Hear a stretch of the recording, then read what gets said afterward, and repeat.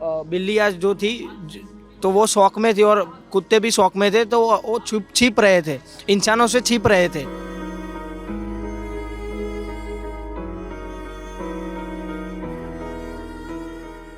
2-3 birds थे और वो आधे जले हुए थे। ये धरती उतनी उनकी भी है जितनी हमारी है, तो उनकी भी बात होनी चाहिए, हमें ऐसा लगता है एज अ ललन टॉप। ये एक टीम है जो अंदर बर्ड्स के लिए, जानवरों के लिए, उनके रेस्क्यू के लिए, उनको निकालने के लिए काम कर रही है। और बाकी जो डॉग है वो इंजर्ड तो नहीं थे, लेकिन वो शॉक अवस्था में थे, तो शॉक की वजह से वो बाहर ही नहीं आ रहे थे, वो छिप रहे थे, बिल्डिंग के अंदर छिप रहे थे, जहाँ पे भी उनको जगह मिलती है वहाँ पे वो छिप रहे थे। अभी भी अंदर एनिमल्स हैं क्या? तो ऐसा है कि अंदर है अभी भी एनिमल, कुछ बर्ड्स भी है और कुछ डॉग्स वगैरह भी अंदर ही रह गए हैं, बट ऑफिशियल की वजह से हमको अप्रूव नहीं मिल रहा अंदर जाने के लिए। कहते हैं किसी भी खतरे का अंदाज़ा इंसानों से पहले पशु पक्षियों को लग जाता है। भूकंप तक की स्थिति को उनको पहले भांप लेते हैं और वो उस जगह से हट जाते हैं। ऐसा बहुत सारे लोग किंवदंतियों में कहते हैं और बहुत बार ऐसा देखा भी गया है। लेकिन ये जो हादसा था, ये किसी को संभलने का मौका देने वाला नहीं था। जो तस्वीरें हैं वो बहुत ही विचलित कर देने वाली हैं। जब हम ऊपर से देखते हैं तो जो पक्षी उड़ने की मुद्रा में थे वो उसी मुद्रा में जले और नीचे गिरे। जो पशु दोपहर के टाइम पे आराम कर रहे थे, जिस मुद्रा में थे उसी मुद्रा में उनकी जली हुई बॉडीज़ मिली। डॉग्स कई, उनकी जान गई। जो इंसान थे उन्हें तो बिल्कुल भी संभलने का मौका नहीं मिला। खाना खा रहे थे, पीछे हॉस्टल है बीजे मेडिकल कॉलेज का, गुजरात के टॉप कॉलेजों में से एक आता है। नीट क्वालिफाई करने के बाद बच्चे जो बहुत अच्छे रैंकर होते हैं उनका यहाँ एडमिशन होता है।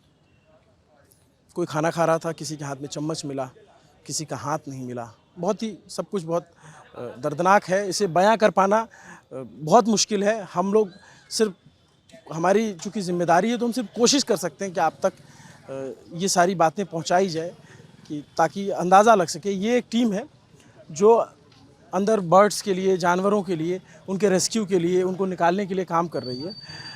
ये लोग बताएंगे कि उन पर क्या बीती थी। इंसानों की बात हो रही है, ये धरती उतनी उनकी भी है जितनी हमारी है, तो उनकी भी बात होनी चाहिए, हमें ऐसा लगता है एज अ ललन टॉप। क्या नाम है आपका? मेरा नाम है आकाश चावड़ा। आकाश, आप लोग टीम क्या करती है, थोड़ा अपनी टीम के बारे में बताइए, फिर इस हादसे के बारे में। ओके, हमारे एनजीओ का नाम है दरसना एनिमल वेलफेयर। हमारी टीम पूरे अहमदाबाद एरिया में अगर कोई भी एनिमल इंजर्ड होता है या बीमार होता है, उनका एक्सीडेंट होता है, तो उनका रेस्क्यू करते हैं। रेस्क्यू करने के बाद नज़दीकी हॉस्पिटल में उसको एडमिट करते हैं। क्या हुआ था? यहाँ पे हुआ था कि कल हमने देखा कि एक प्लेन यहाँ पे टकराया और बहुत बड़ा ब्लास्ट हुआ। उसकी जो फायर की जो कैपेसिटी थी इतनी हाई थी, क्योंकि हम तो यहाँ के लोकल्स, अपने को इतना आइडिया हो गया था कि मानो ना मानो यहाँ पे काफ़ी बर्ड्स और एनिमल्स भी प्रॉब्लम में हो गए, जिनको बचाना हमने बहुत ज़रूरी है। तब हम लोग यहाँ पे आए तो देखा तो मतलब उसकी कैपेसिटी बहुत ही हाई थी। फिर शांत होने के बाद हमने देखा कि काफ़ी एनिमल्स मर चुके थे। नंबर ऑफ काउंट देखा जाता है कि बर्ड्स 50+ थे जो मरे हुए थे, और डॉग्स वगैरह थे जो 6 से 7 की डेथ ऑलमोस्ट हो चुकी थी। और हमने कल 3 डॉग को बचाया और 5 से 6 पक्षी को जिंदा बचाया हमने कल यहाँ से। यहाँ पे जैसे पिकॉक की आवाज़ आ रही है, हमें बहुत सारे पक्षी और देखने को मिल रहे हैं। आप लोग जब अंदर गए, जैसे मैं बता रहा था शुरुआत में, क्या ऐसा ही सब कुछ था? क्योंकि मुझे जो ऊपर से देखने को समझ में आ रहा था, यहाँ पे इतना ग्रीनरी एरिया है कि यहाँ पे जंगल सा एरिया है पूरा 500 मीटर तक। यहाँ पे काफ़ी बर्ड्स रहते हैं, जैसे पीकॉक हो, पिजियन हो, ड्रैगन फ्रूट्स हो, कोई भी एनिमल्स क्यों ना हो। और झुपड़पट्टी वाले लोग भी यहाँ पे जिनको फीडिंग करवाते रहते वगैरह है, तो पीकॉक वगैरह भी थे। लेकिन अभी जो यहाँ पे हुआ हादसा, तो हमें लगता नहीं कि उनमें से कोई भी जिंदा बचा होगा। आप लोग अंदर गए थे? हाँ, हम अंदर गए। कब गए थे? कल रात को क्या देखा? वहाँ पे देखा कि कबूतर है, जैसे हम गुजराती में बोलते हैं कबूतर, पिजियन बोला हो, तो कबूतर ज़्यादातर वो इंजर्ड थे। और बाकी जितने भी डॉग्स वगैरह थे, 2-3 डॉग्स हमको मिले जो खड्डे के अंदर थे, जिनको हमने रेस्क्यू करके उनको बाहर निकाला और उनको वहाँ पे यहाँ पे ही मेडिकल उनको ट्रीटमेंट दी। फिर बाद में हमने बिल्ली को देखा, लेकिन वहाँ पे सिक्योरिटी की वजह से फिर ज़्यादा हमको ऊपर नहीं जाने दे रहे थे, बिकॉज ऑफ बिल्ली आज जो थी तो वो शौक में थी और कुत्ते भी शौक में थे, तो वो छिप रहे थे, इंसानों से छिप रहे थे। हमने देखा उनकी, हम तो इतने सालों से कर रहे, तो हम तो जानवर की इतना फीलिंग को महसूस कर सकते हैं, तो हमने ये देखा कि वो शौक में थे। तो अभी तो 1-2 दिन तक तो वो खाना भी नहीं खाएंगे, ऐसी परिस्थिति हमने देखी वहाँ पे। फिर आप लोगों ने कैसे रेस्क्यू किया? वो जले हुए थे, कैसे पोजीशन थी? हाँ, 2-3 बर्ड्स थे और वो आधे जले हुए थे, जिनको हमने तुरंत ही यहाँ से ले जाके फिर हमारा जो हॉस्पिटल है वहाँ पे हमने उनको फर्दर ट्रीटमेंट के लिए भेज दिया। अभी वो ठीक है। और बाकी जो डॉग है वो इंजर्ड तो नहीं थे, लेकिन वो शॉक अवस्था में थे, तो शॉक की वजह से वो बाहर ही नहीं आ रहे थे, वो छिप रहे थे, बिल्डिंग के अंदर छिप रहे थे, जहाँ पे भी उनको जगह मिलती है वहाँ पे वो छिप रहे थे।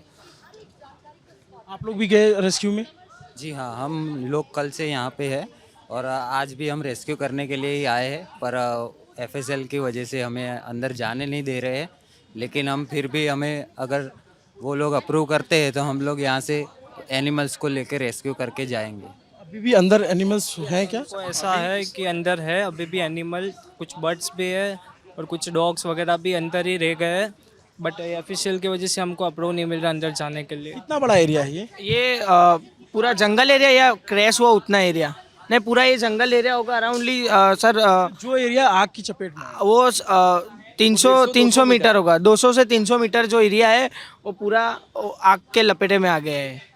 उसमें दो बिल्डिंग है वहाँ पे, प्लेन का वो पूरा मलबा 2 बिल्डिंग में गई है। एक बीच में बिल्डिंग है और एक आगे एक बिल्डिंग है जहाँ पे मेस था, हॉस्टल थी, बॉयज़ हॉस्टल थी, वहाँ पे वो आगे का मलबा गिरा है। आगे जो प्लेन का आगे का जो हिस्सा है वो आगे वाली बिल्डिंग में गिरा है। आगे का हिस्सा हॉस्टल में गया। हाँ, और पीछे का हिस्सा मेस पे। हाँ, जो मेस पे गिरा है, जो बीच वाली बिल्डिंग है उसमें हमने देखा ग्राउंड फ्लोर पे पूरा मलबा वो है, देखा मैंने। अक्सर जैसे घरों में दूध के आसपास जो बिल्लियां रहती हैं, तो आप लोग को मिली?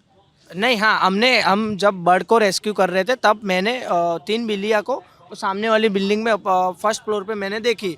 फिर लेकिन हम लोग पहले कबूतर का जो रेस्क्यू कर रहे थे, इसी वजह से हमने पहले कबूतर का रेस्क्यू किया, फिर हमने जाने की कोशिश की। जितनी बार ऊपर से प्लेन गुजरता है तो एक डर सा लगता है मन में, क्योंकि यही से प्लेन आ रहा था और मतलब यही रूट है सब प्लेन्स का टेक ऑफ करने का, मतलब। और ऐसा सिर्फ मेरे साथ नहीं हो रहा, आसपास जितने भी लोग होते हैं, क्योंकि लगातार एयरपोर्ट है और प्लेन जाता है, तो ऐसा होता है। रहते हैं और इधर क्या है, प्लेन अपने को ज़्यादा नज़दीक से सालों से हम तो रहते तो वो दिखता है, लेकिन आज कल तो इतना ही नज़दीक आ गया कि मतलब पूरा ही गिर गया नीचे। जैसे अभी जाता है तो एक डर सा लगता है ना मन में।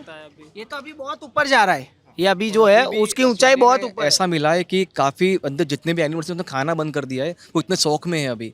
तो हम अभी मैक्सिमम ट्राई करें कि उनको खाने का अरेंजमेंट करवा देते हैं, ताकि उनको खाने की वजह से वो होते जो बॉडी में कमजोरी वगैरह वो महसूस ना हो।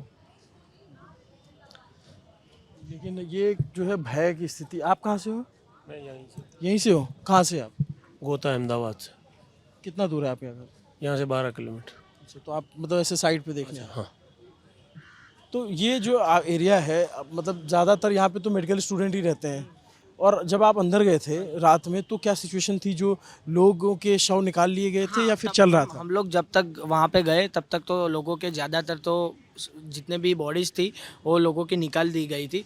बाकी के जो है वहाँ पे मीडियाज़ वगैरह वो ज़्यादातर रिपोर्टिंग कर रहे थे और पुलिस प्रशासन वहाँ पे सिक्योरिटी के लिए तत्पर खड़ा था वहाँ पे। और हम लोग जो गाड़ियाँ वगैरह है, हमने पीछे की साइड जो है तो वहाँ पे जो टू व्हीलर है और 4 व्हीलर है वो पूरी जल के खाक हो गई। उसका सिर्फ वो बॉडी आगे का लोखंड ही बचा है और बाकी का पूरा जल के साफ हो गया, हमने तो देखा आंखों से। बहुत ही भयावह, बहुत ही विभत्स हादसा आप कह सकते हैं।